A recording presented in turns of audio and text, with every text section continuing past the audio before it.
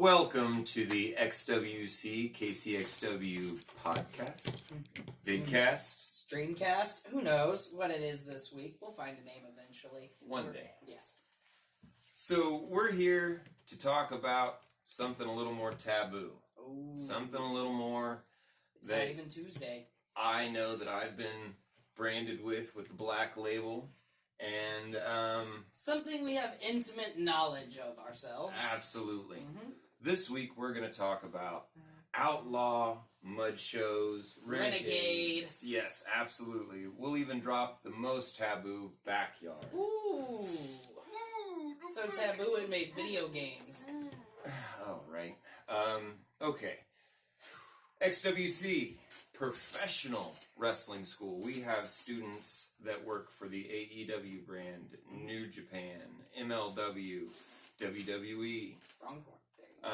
So we have places that our students have gone to professionally that people in the business just are dying to get to. Oh, yes. So what we're teaching is working. Yes. What we're teaching is the kind of things that the big wigs in the big companies are looking for. We're not just going to give you 5 moves or 10 moves and, okay, cool, you know how to get out there and make your money, kid.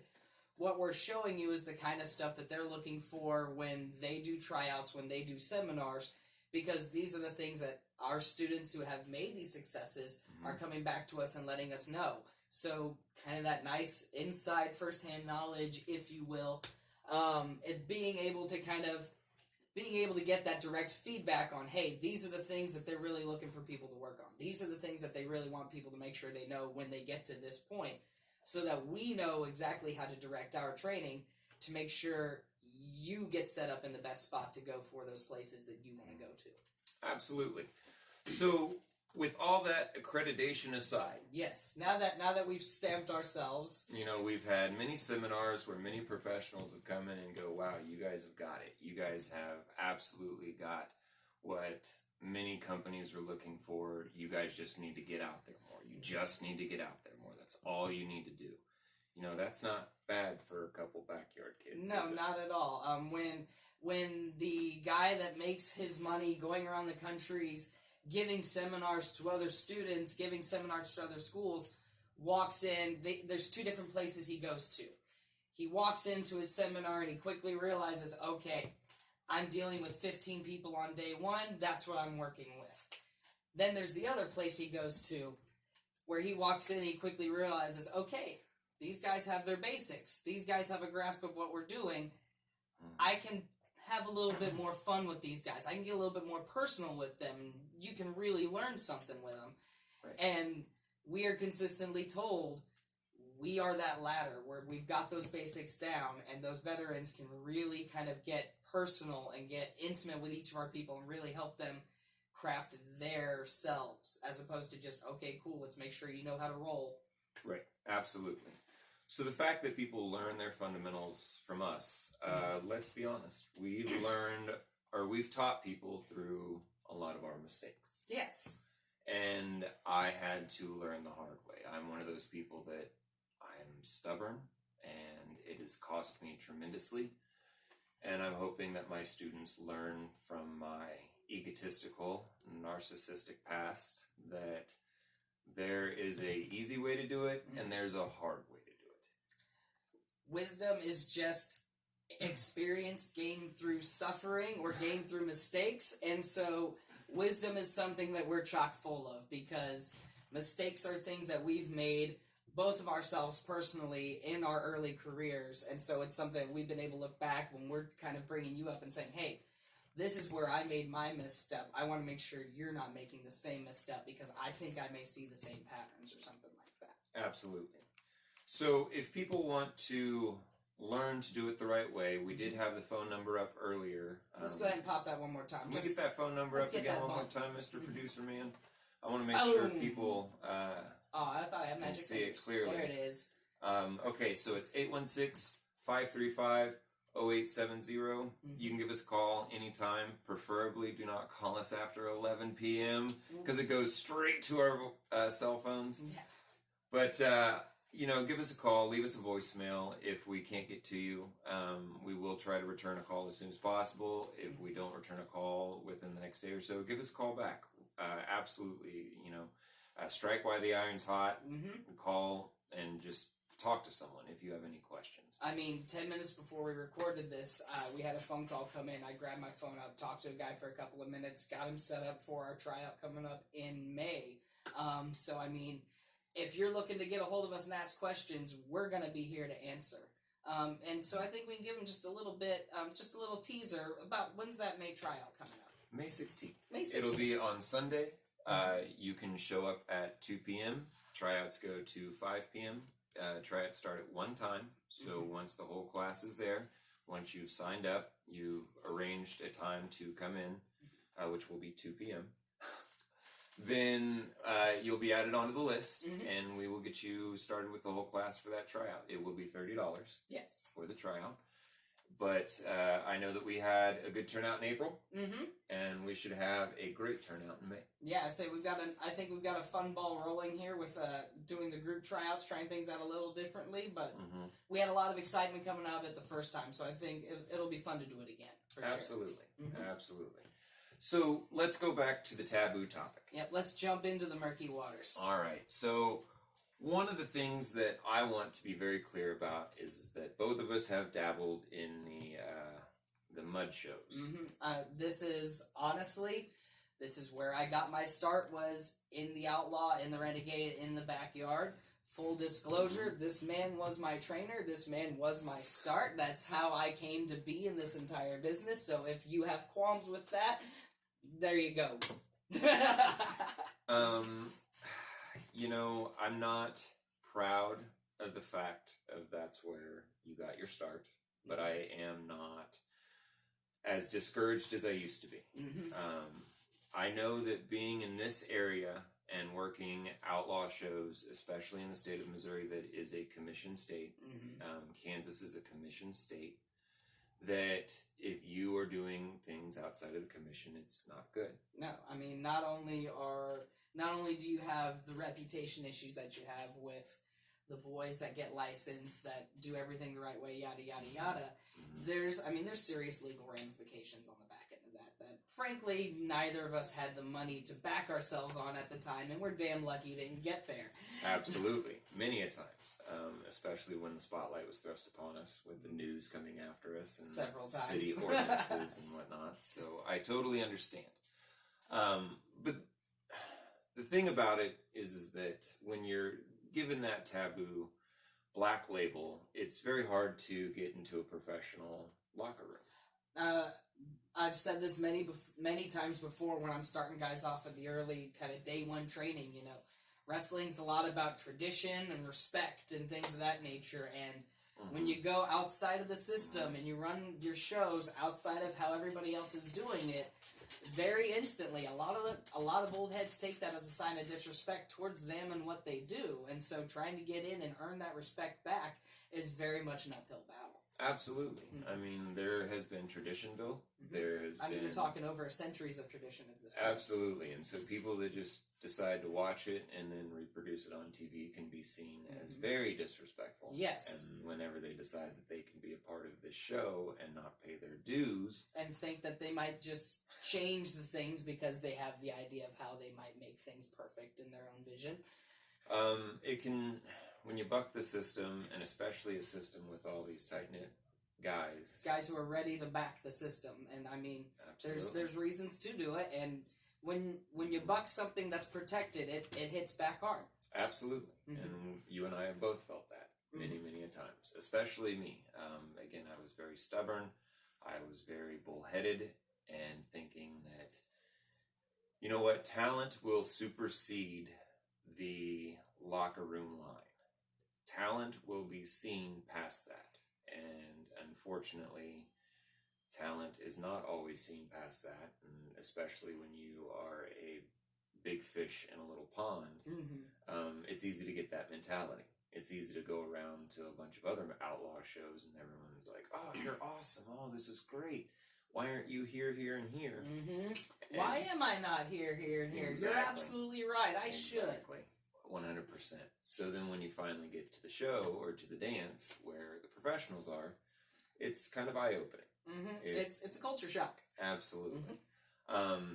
You know, they've been through the collegiate training. They've been through the absolute, this is how things are done, and this is why it's done right, and this is why you're not going to get hurt, and this is why you're going to protect other people, and they're not going to get hurt. Exactly. That the safety is the biggest thing that I think you miss out when you're more concerned with the self and the renegade and, you know, running the Outlaws. You're not learning why things are done a very specific way to protect not only the other guy but yourself as well in the process. I mean, my first injury was because I was running in we were running in an Outlaw show, and look at that taboo term, but we were running an Outlaw show, and we went, the guy I was working with, we both went for something that was beyond our skill level, beyond our experience level, over rotation, not knowing how to land it, and boom, I break my wrist. So, you know. Oh, I've seen a lot of injuries happen at a lot of these renegade shows. Absolutely. You know, if I think back, the more injury, or, you know, if I were to kind of take that line of, you know, working the legitimate shows and, you know, working the Outlaw shows, the vast majority of the injuries that I remember the both of us being around to see were those Outlaw shows. Oh, yeah. Unfortunately, whenever you don't have the training and you don't have guys that refuse to go in and get trained, or guys that go in and tell their trainers, yeah, I'm here to train, but I'm only going to do it for Outlaw shows, there's not really a avenue to go train for that. No. And I'm going to be very clear, XWC does not train people to go work at Outlaw shows. As much as we are talking about our history, being from there, it is something that personally, due to the history that we have, I can't train people knowing that they are going to take this and just take it right back to renegade shows. Because it's, you know, at that point, it's the same idea to me as somebody who takes a martial arts skill and just lets it loose on somebody, and, you know, they go out into the streets with it. What you do with that training, if you end up hurting people, that comes back on me because I gave that skill to you. Come here, bully man, I learned a lesson. I mean, that was one of the first things I remember learning when I was a kid in Taekwondo, was they were teaching us, you know, like a wrist block or something like that. And the first thing that Master Melanie told us was about how a kid did that at school and how much trouble he got because he broke the kid's wrist. And so she's like, you don't ever use this on people unless you absolutely have to. Right. And so, you know, not knowing when and where to use that training and who you can use it with and who you cannot use it with, that's the problem you run into when these people try to take something to the renegades that, you know, they may have a little bit and the other guy has nothing. You can't make a cake with one ingredient. Right. You make a disaster. Right. Oh, the thing that I did learn working a lot of these renegade shows is how to work for the crowd response. Because that's all it was. When you're not working for anything other than the thrill or the adrenaline or maybe the rush of the next pop. Yeah. Very few paydays even with these renegade shows. Pay? Yeah. Right. It's exposure bucks, baby. Right. Spend them wherever you can. So you're learning to really interact with the crowd this way. You're not worrying about, does this look so legitimate? Does this work psychology-wise? Does this work to a degree that's going to get them, you know, wanting to come back? You're really just working for that next response. And how do I get the fastest, quickest What can I do to get them to pop again? What can I do to work them back up to it? And how many times can I get that? Exactly. And can you get it even the whole time? There have been renegade shows that the crowd has been 10 times more responsive than people who have paid for their fucking seat. Yeah. Which is crazy to me. But you can really learn to, whenever the crowd is feeding into you at these shows, that you can really interact with them. You can learn, ooh, this is going to trigger them to work this way. This is going to trigger them to work that way. If I go and I yell back at this person, I know he's going to respond, and then all of his buddies around him are going to hype up because of it. Absolutely. And so by working some of those renegade shows or spot shows, it was really awesome to learn how to work the audience that way. It was a lot of fun. That was probably, again, the thing that you and I pull out of that when we came in and we started teaching with XWC, is that we have that organic kind of skill to pull that out of the crowd and kind of lead them along in the interaction, because we've had so much time doing nothing but working and playing and pulling with the crowd. And so, that's the thing that we're always trying to help people out with, because those are skills that we've learned that we can help apply, that don't just apply to, hey, this is why you do the wrist lock this way. Correct. One of the other things that I think was beneficial working those spot shows is also getting over the moments of should I or shouldn't I? Mm-hmm. And you would learn to just, you should, and pull it back when necessary. Yeah. I think the big thing, again, is kind of, as a performer, sometimes those are big moments that have to happen, right. And once that big moment's set up, you have to pull the trigger when it's ready, otherwise the cannon's gone. And that was one of those things that being around a raucous crowd, that you're feeding off that energy and you're wanting to get that next pop, I think you're a little bit more willing to see, okay, what can I do? What can I push? You look at, it's like the Shane McMahon WrestleMania moment. How far can I go with it this year, kind of thing. Absolutely. So one of the guys at the Xtreme Wrestling Center that really feeds off the energy of the crowd is Jay Savage. Mm-hmm, very much so. So Jay Savage has been a real high person at the Xtreme Wrestling Center, and he said that he left us a message real quick. So okay, yeah, let's hear from Jay Savage, and when we get back, we'll talk more about these Renegade Outlaw mud shows. You always felt you had the ability to live life to the savagest, but didn't have the ability to train or chisel that out of you? Have you always felt in your soul that you're ready to fight, but didn't have direction to get there? Come down to the Xtreme Wrestling Center in Raytown, Missouri, and we will get you in shape and ready to fight.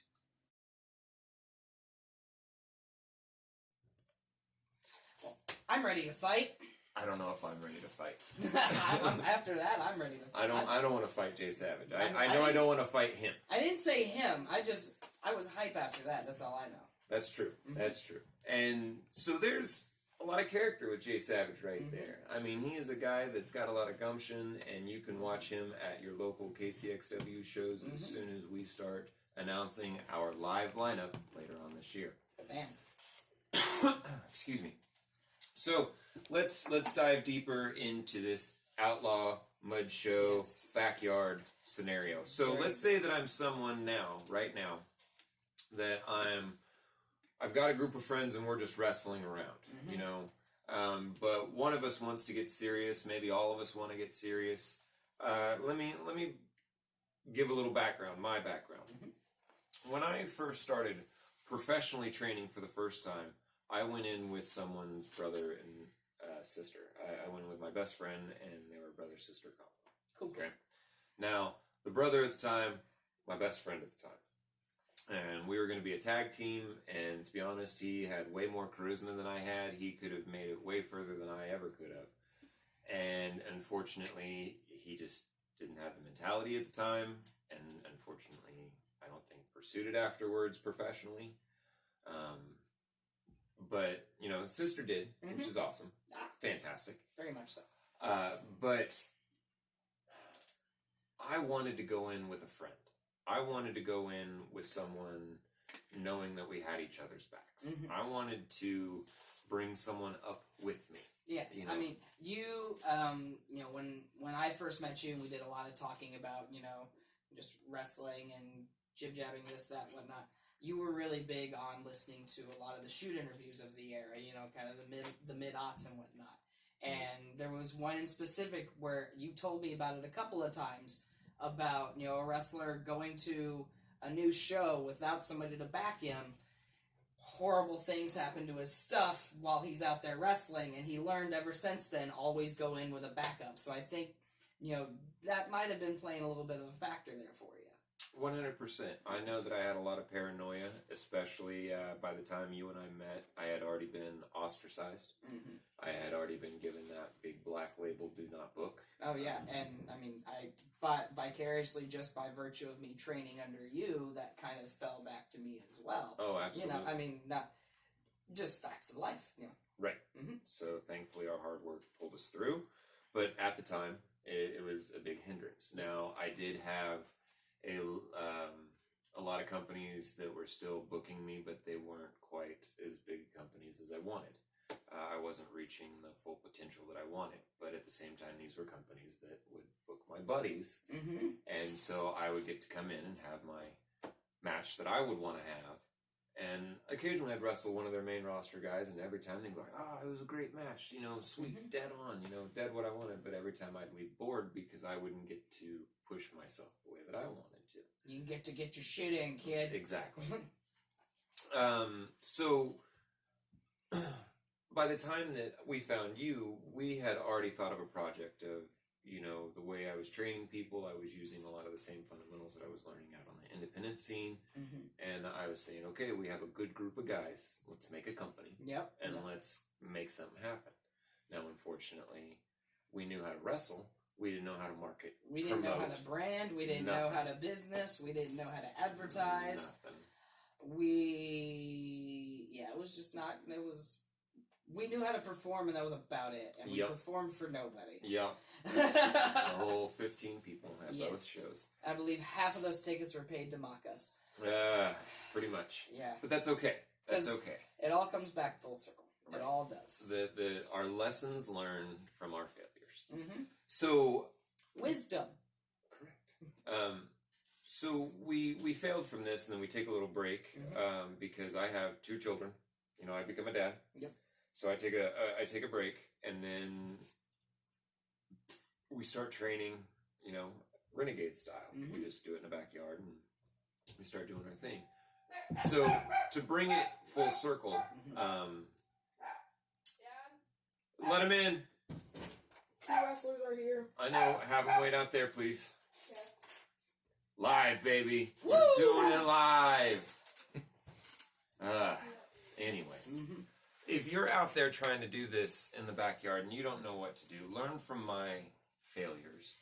And you need to take a moment and find a place to go train and talk to somebody. And if it's not us, it needs to be some school of some sort. It needs to be... Co-host, can you go shut that door, please? I think I could... There we go. Producer man will get it. No, you gotta get it all the way. It's a total thing. All right, there we go. We're live, baby. We're live. Live and in Technicolor. So whenever you're out there, you're doing it with your buddies, don't wait for your buddy. Go out and find a school for you. You know, that's the whole point of my school is that you don't want to go in there with a buddy. You don't want them to drag you down. You don't want to get tied up into any extra drama with other people. You want to be able to focus on you and what you're trying to do. Because at the end of the day, the idea is to make this your career. And your career shouldn't be based on what your buddy does. Much in the same way, if, you know, I'm getting a college degree, I don't want to focus my college degree on what my buddy is studying. Correct. I want to focus on what interests me. So if I'm looking to become a wrestler, I don't want to wait for my friends to think it's a good idea. If I know it's a good idea for me, I need to pull the trigger. Correct. And to add on to that, just because your buddy's going to this school doesn't mean you need to go to the same school.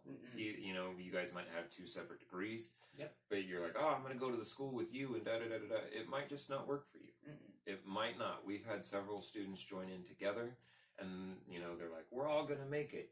And at the end, even when it's groups of 4 or 5, 1 of them out of the whole group makes it. I mean, at the end of the day, much in the same way that there's different ways to teach things, there's different ways to learn things. And just because your buddy learns a certain thing a certain way and can learn from a certain style, doesn't mean you can. That's why there's, luckily, so many more schools out there, not just in the area, but in the country nowadays than there was when you and I were looking at starting at the XWC, which is part of the reason we even did it in the first place. There was no place where you could just go on the weekdays and train your craft, which seems like something you should do if this is your craft, your skill, your trade. Correct. And so, luckily, there's a lot more schools doing that now. So if there's one in your area, look into them a little bit. If they sound like a good fit, go check them out. As much as we want to pump ourselves, we don't want to be the selfish guys that are only worried about ourselves. It's about the business and it's about the industry. And so we want to make sure that the other schools out there that are teaching great things, we want to make sure they're getting people as well, because rising tide raises all ships. Absolutely. Now, one of the rising tides in XWC, someone who really walks the line of renegade when he goes to shows just because of how crazy he is Tyler Gray. Tyler Gray has a message from the Xtreme Wrestling Center about how you should come in for a tryout, about how you should come in and just check the place out for a tour. It's a great facility, so I think that we should check out to see what Tyler has to say. Maybe. Hey everyone, you ever dreamed of being a professional wrestler? You can find us at the Xtreme Wrestling Center in Raytown, Missouri. And if unfortunately you're on quarantine and can't drive, you can Google the Xtreme Wrestling Center, look us up on Facebook, or go to prowrestling.training.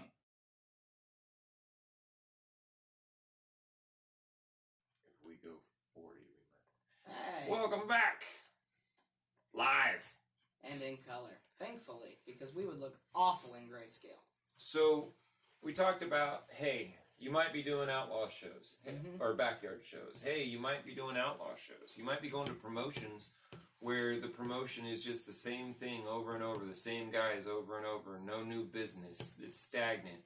The guys aren't getting better. It's the training there is not reaching the level that you're looking for. If the training is there. Right. These shows are doing just a bunch of hardcore matches, and there's not a lot of psychology to them. It's just not getting any extra attention to it. Nope. Again, we've been there. We've done that. We had to go to a lot of promotions and find out, unfortunately, this is not an avenue to get to somewhere better, or even an avenue to better ourselves. That's I think one of the problems that people who are in Outlaw and Renegade shows, the big fish in the small pond, don't realize. If you're not in a place that challenges you, if you're not in a place that pushes you outside of your comfort zone, whether it be wrestling shows, whether it be training, you're not actually learning, you're not actually growing, and you're not actually bettering yourself. Right.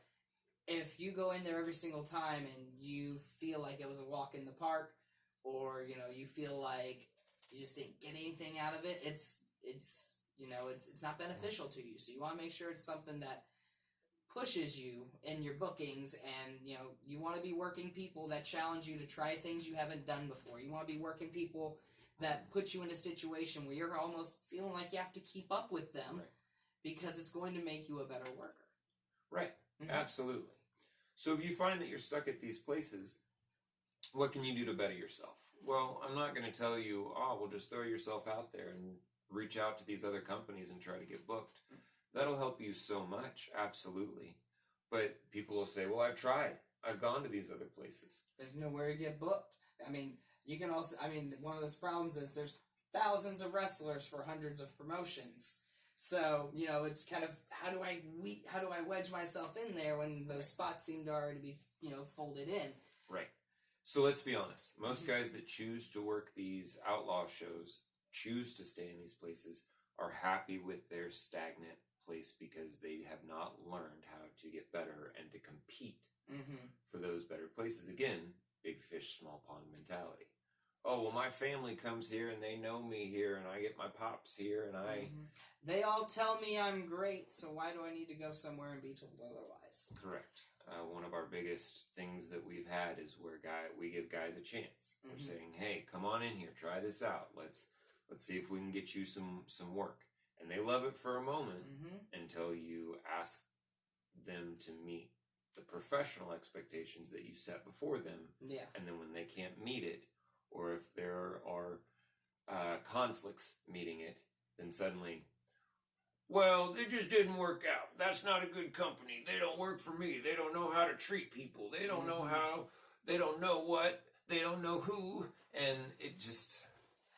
That's the outlaw mentality. That is the renegade mentality. Going in thinking that you know what you need to learn. Right. and thinking that you already know what you need to learn. Coming from an old outlaw guy who got his ass kicked a lot for having that mentality, that is the wrong mentality to have. 110% the wrong mentality to have. So let's talk about wrapping this up. Okay. But I want to talk about one final subject. Yes. And let's talk about our thoughts with the outlaw mud show mentality of hardcore wrestling. Okay. So Extreme. a lot of people put outlaw mud shows about the shows that don't work with the commission, and we barely touched on that, but my philosophy is the commission's there for a reason. It helps keep outlaw mud shows down to a minimum. It keeps injuries down to a minimum. It keeps the professional side up. Yeah, I mean, at the end of the day, if you're asking these people to meet expectations, you go in and you get blood tested and you make sure you're physically fit and all these other things, and the financial hurdles you got to jump to getting a license, the bureaucracy part of it. That's the kind of thing that separates a lot of that wheat from the chaff very quickly, and so you find the people that want to do this, and you find the people that are going to take those steps, and so they tend to be the people that are a little bit more serious about this. So because of that, they're generally the people that take a little bit more time learning the craft so that they are safe with you. So like you said, you have less injuries, I feel, when you've got commissions running, because you have people who are more disciplined and more respectful of the craft that way. The person running the show is going to make sure things go well. But we can talk about the commission on a whole stream itself. But I want to talk about, our two other points real quick before I go into the hardcore. We talked about guys that just go out there with no training and they try to get involved in shows and how it can be so dead end. My biggest advice is, if you're really doing it for yourself, find a school. Find one. Get out there and get some training under your belt. See if it's even for you.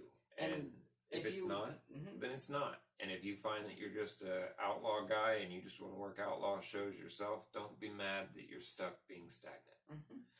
I think, and honestly, it's not just that, we're blowing smoke behind you trying to get you to come in and give us money. If you ask any guy working the main event on any show that you go to at any level, they're going to tell you either find a reputable trainer or find a reputable school. That's going to be the first things out of their mouth. Absolutely. Just because, again, making sure you learn the hows of everything correctly, making sure the whys you learn are so important to doing this and doing this correctly. Exactly. So, the hardcore. Yes. Guys that go out there and work these shows and just do hardcore matches. The deathmatch style. Okay. I'm going to be very clear with this. I'm a deathmatch fan. Yes. I like hardcore wrestling. I am a huge fan of it. I think that if hardcore wrestling done right can be very, very, very entertaining. I know that there are limits. I understand the mentality of when you put someone through a car crash, what do you do next? Well, you have to have a plane crash.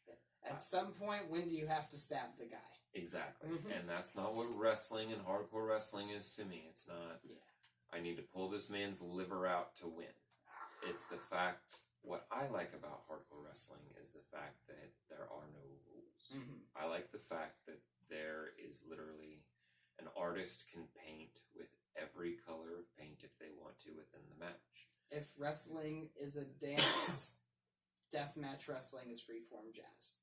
Absolutely. You figure out your own tempo, you figure out your own rhythm. It is quite slightly off from what most people are used to listening to. If you're used to a 4/4 time and somebody gives you, whatever Mudvayne plays, it's every jarring. time. Yeah, it's jarring at first, and it's jarring for a while, until it becomes an acquired taste for you. Correct. So I have absolutely no problem with hardcore wrestling. I love hardcore wrestling. If I could wrestle every single one of my matches as a hardcore match, I would be much happier. But at the same token, I had to break that stigma and show that I could put on good psychological matches, technically sound, without any of that crutch, and I do just dandy. Thank you very much. Just dandy. See, and we go to flavors of ice cream. I'm the guy that if you're like, hey, we're using a ladder in this match, I'm going to look at you and go, well, I hope we have a damn good reason, because that's awfully high up. I mean, I'm going to do it, but damn, I really hope this is worth it. Right. You know, I'll go through the thing. I may not be as happy about it, but I heard from one of our former assistant trainers at one time. You know, the old adage was, "Oh, you want me to take a chair shot? All right, I'll be an extra $50." Yep. If you want color, it'll be an extra $200. Mm-hmm. So I totally understand that. A la carte wrestling. You know, Ric Flair used to say red equals green. Mm-hmm. You know, I mean, there's so many different philosophies on how it works, and you know, right. Dusty Rhodes obviously was not one to shy away from it. Hogan was not one to shy away from it. Austin in the right moment. In the right moment, a splash of color on the canvas can mean so much. Right. And then, you know, you've got people that can make a Jackson Pollock painting look amazing. Right.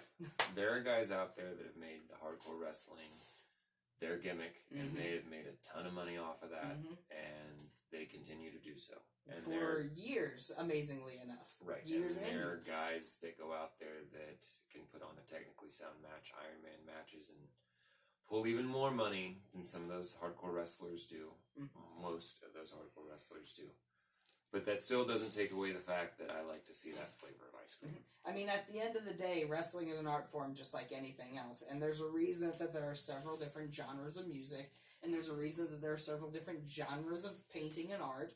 Absolutely. And there's a reason that there are several different genres of wrestling. You're going to have niche crowds that want to see their flavor of ice cream. They want to see their style of horror movie. Absolutely. So if we can get people to understand the XWC mentality, that we pride ourselves in being heavy on chain wrestling, Technically heavy sound, on fundamentals, technically safe. and making sure that people understand psychology of a match, and not just we're going in there with chairs, we're Yes. just going in there with ladders, we're going to throw each other on light tubes. We don't teach that No, at all. we're past the point of just teaching you to the next cheap pop, but we're moving on. You know, we're a place that teaches you about the long build. We're a place that teaches you about creating not only longevity in your storyline, but longevity in your career.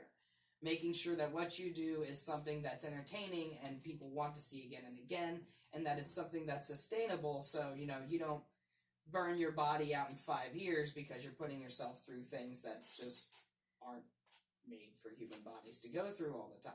Absolutely. So if you are a backyard outlaw, Renegade. mud show wrestler, and you don't know what to do, give us a call. Mm-hmm. We're here to have a conversation with you. If you're We not don't close, judge. It's where we came from. if you're not close by, we can help you get in contact with other great trainers. Mm-hmm. We have a good network of guys that we can send you to. If you are someone that feels like you're just stuck in a loop, but you're afraid to be judged by going to a place because you feel like, oh, I'm trained enough, or you feel like you know your shortcomings, but you're just afraid to address them, we're very high results, low pressure school. Mhm. We will definitely push you to your limits, but we are not one to break people in that capacity. We are one to help you see past your limits. Mm-hmm. We're not going to berate and drill sergeant you to death and try to beat you into submission of doing the right thing, you know, the nun with the fish and all that. We're going to help you see where your limit, where your wall is, and we're going to help you figure out how to work around it. And Absolutely. it may not be just beating your head through the wall with repetition. So. Right. Correct. And if you are someone out there who is just curious about getting into this business, Mhm. someone who is a backyard wrestling fan, someone who is an Outlaw Mud Show fan, Renegade fan, If you are a huge internet wrestling fan and you watch everything that you possibly can on YouTube and Daily Motion and all that good stuff. right, check out KCXW. Absolutely. We have some awesome matches, hardcore matches that I think you would enjoy. If you enjoy more old school classic Jim Crockett NWA matches, we We've got those. wonderful guys for If that. you enjoy WWF, WWE style matches, we have plenty of those as well. Lots of character. And, you know, if you're someone who just thinks that you just want to have one match under your belt, one professional match, you're, you know, just want to know if you can do it, Is this the dream that I thought it was? come on down and check us out for sure. Absolutely. So I want to lead us out with one final guy talking about wrestling, and this guy is definitely anti-mud shows, definitely anti-hardcore wrestling, definitely anti-bleeding. Mm-hmm. This man is someone who joined the school, and he's very happy with his outcome. I'd say. He is someone that I think that everyone enjoys his character when they come in and watch KCXW. Whether they may want to admit it publicly or not. Correct. So everyone, thanks for joining the XWC stream, pod, vid, prod, blogcast, stream thing, and I hope that you enjoy this message from Richard Goldman. We will see you next week. Bow. You know, everywhere I go, I am flagged down in the street by these dirty 99%ers. They come to me and they say, how do I get better clothes? How do I get rid of my beat-up, junky car? I tell them, go to the Xtreme Wrestling Center. Be a 1%er like me. Maybe you'll make something of yourself.